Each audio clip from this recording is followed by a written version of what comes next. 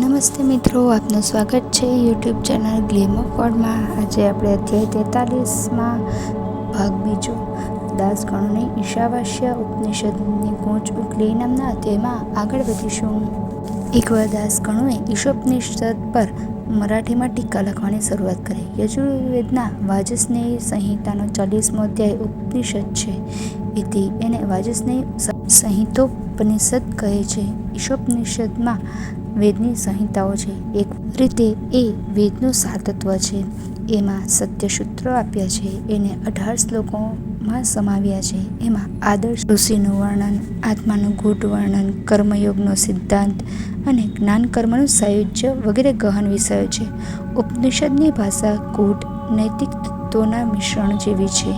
એ આત્મદર્શનનો ગ્રંથ છે. એને સમજવાથી જન્મ મરણના ચક્રમાંથી મુક્ત થઈ સરળતાથી મોક્ષ મેળવી શકાય છે. આ ટૂંક સારથી ખ્યાલ આવશે કે આ ઉપનિષદની ટીકા મરાઠીમાં લખવી કેટલી અઘરી હતી. દાસગણોએ મરાઠીમાં ટીકા લખી નાખી, પરંતુ એનું સાર તત્વ સમજાયું છે એવો સંતોષ દાસગણોને થતો ન હતો.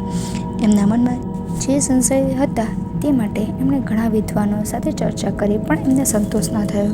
દાસગણોને થયું, હવે તો સાંઈબાબા જ એનું સમાધાન કરી શકશે. સાંઈબાબાના પરમ ભક્તો જાણતા હતા કે તેઓ ઈશ્વરીય અવતાર હતા, સ્વયં જ્ઞાન સ્વરૂપ હતા. દાસગણો દ્વારકામાઈમાં આવ્યા અને બાબાને સાષ્ટાંગ પ્રણામ કરી એમના ચરણમાં બેઠા અને પછી બોલ્યા, બાબા, મેં ઈશોપનિષદની મરાઠીમાં ટીકા લખી ગ્રંથ પૂરો કર્યો, પરંતુ કેટલીક શંકાઓ છે.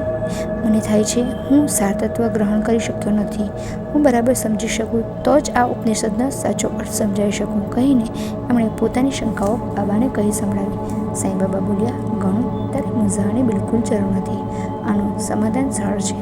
તું વિલે પાર્લે કાકા દીક્ષિતના ઘરે જા. ત્યાં એમની ઘાટણ છોકરી તારી શંકાનું સમાધાન કરશે. દ્વારકામાઈમાં બેઠેલા કેટલાક ભક્તો નવાઈ પામી ગયા અને વિચારવા લાગ્યા કે સાંઈબાબા દાસગણો મહારાજ સાથે મસ્તી કરી રહ્યા છે. એક ઘાટણ છોકરી આવા અઘરા સવાલોનું સમાધાન ક્યાંથી કરવાની?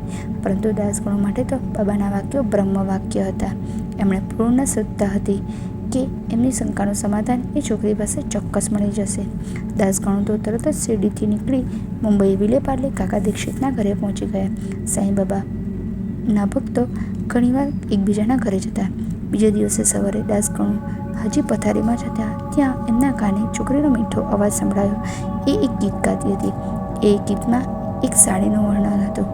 એ સાડીનો રંગ કેસરી રંગ કેવો ખીલે છે, એમાં કરેલું ભરતકામ કેવું શોભે છે, સાડીની બોર્ડરનો રંગ સાડીમાં કેવો નિરખી આવે છે, સાડીનો પાલવ કેટલો મોટો અને ભભકાદાર છે. દાસગણોને એ ગીત ખૂબ ગમી ગયું. એણે બહાર આવીને જોયું તો કાકા સાહેબના ઘાટીની નાની બહેન કચરો વાળતા વાળતા ગાતી હતી. એણે ચણિયાચોળી અને ઘસાયેલી સાંધેલી ઓઢણી પહેરી હતી. એ બધાનો રંગ ઉડી ગયો હતો. એની આવી દયનીય સ્થિતિ જોઈને દાસગણોને ખૂબ દુઃખ થયું. તે દિવસે બપોરે બ.એમ.વી. પ્રધાન દાસગણોને મળવા આવ્યા. એમણે એમને ધોતી જોટો ભેટ આપ્યો. દાસગણો બોલ્યા, મને ધોતી જોટાની જરૂર નથી, પણ પેલી ગરીબ છોકરી માટે એક સાડી લાવી આપશો? પ્રધાને બીજે દિવસે એક સાડી લાવીને પેલી છોકરીને આપી. છોકરી પહેલાં ખચકાઈ, પણ દાસગણોએ આગ્રહ કર્યો એટલે એણે લઈ લીધી. એના ચહેરા પર આનંદ ઉભરાઈ ગયો હતો. દાસગણો બોલ્યા, કાલે પહેરીને આવજે. એ રાજી રાજી થઈને દોડતી બીજા ખંડમાં ચાલી ગઈ. બીજે દિવસે એ છોકરી એ સાડી પહેરીને આવી. નવી સાડી પહેરવાની ખુશી એના ચહેરા પર સ્પષ્ટ દેખાઈ રહી હતી. એ કામ કરતાં કરતાં આઈનામાં જોઈ લેતી હતી. ત્રીજે દિવસે ફરી પેલા ઘસાયેલા ચિત્રા જેવા કપડાં પહેરીને કામે આવી. છતાં એના ચહેરા પર એટલો જ આનંદ હતો જે આનંદ નવી સાડી પહેરવામાં હતો, એ જ આનંદ ઘસાયેલા કપડાં પહેરવામાં હતો. એણે કદાચ નવી સાડી પહેરવા માટે પેટીમાં મૂકી દીધી હશે. દાસગણોને પહેલાં નવાઈ લાગી. ઘસાયેલા કપડાં હોય કે નવી સાડી, એના સાહજિક આનંદમાં કશો ફેર પડ્યો નહોતો. તરત જ દાસગણોને ઈશોપનિષદની શંકા યાદ આવી. આ એનો સ્પષ્ટ જવાબ હતો. સુખ દુઃખનો આધાર મનના ભાવ પર છે. ઈશ્વરની કૃપાથી આપણને જે પ્રાપ્ત થયું છે તેમાં જ સંતોષ માની આનંદ અને સુખનો અનુભવ કરવો. આપણને જે કંઈ મળે છે એ પ્રભુએ આપણા કલ્યાણ માટે જ આપ્યું છે, એ વાત પર દ્રઢ વિશ્વાસ રાખવો. પ્રધાન સાહેબ, ગરીબ છોકરી અને સાડી એનું ઉદાહરણ હતા. દાતા, પાત્ર અને દાન સર્વ ઈશ્વર સર્જિત છે. સર્વમાં ઈશ્વર છે અને સંતોષથી જ સુખ તથા શાંતિ પ્રાપ્ત થાય છે. ઈશોપનિષદમાં આ પાઠ આપેલો છે. પ્રાપ્તિ સ્થિતિથી સંતોષ માનવો. આમ સાંઈબાબાએ ઘટાડ છોકરીની દ્રષ્ટાંતથી દાસગણોને સરળતાથી સમજાવી દીધું. ઈશોપનિષદનો ભાવ મનુષ્યના મન પર નિર્ભર છે. સર્વત્ર પરમાત્મા વ્યાપ્ત છે.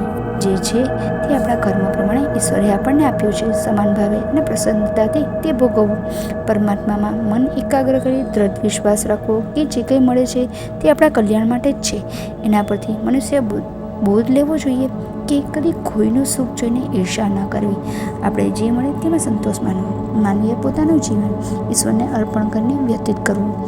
માનવે ધર્મ કેવી રીતે પાળવો એ વેદના સમયથી ઋષિમુનિઓ સમજાવતા આવ્યા છે. એ રીતે મનુષ્યએ જીવવું જોઈએ અને એ રીતે કેટલાય પ્રભુ અવતારો, સંતો, ભક્તો સમજાવતા રહ્યા છે. એ લોકો કાળ સ્થિતિ પ્રમાણે એ બોધને માનવ સહજ અને સરળ પણ બનાવતા આવ્યા છે. ઈશોપનિષદમાં લખ્યું છે કે આળસ આત્માનો શત્રુ છે. માણસે સજ્જન માનવીને છાજે એ રીતે કર્મ કરતા રહેવું જોઈએ અને પોતાને ભાગી આવેલા કર્તવ્યો પૂરા કરવા જોઈએ. સર્વ કર્મ નિષ્કામ ભાવે કરવાથી માનવી મુક્તિને પ્રાપ્ત કરે છે. ચરાચર જગત પરમાત્મામય છે તો દુઃખ ક્યાંથી હોય? એમાં પરમાત્માનું દર્શન કરવાથી દુઃખ અને વિકારો ઉત્પન્ન થાય છે. માનવી જ્યારે જીવ માત્રમાં એકત્વની અનુભૂતિ કરે છે ત્યારે સર્વ દોષોથી મુક્ત થઈ આત્મદર્શન કરે છે. ઓમ નમઃ ઇતિ સદગુરુ શ્રી સાંઈ સચ્ચરિત્રમાં દાસગણોને ઈશાવાસ્ય ઉપનિષદની ગૂંચ મોકલી નામનો અધ્યાય 43 સમાપ્ત. ઓમ સાંઈરામ.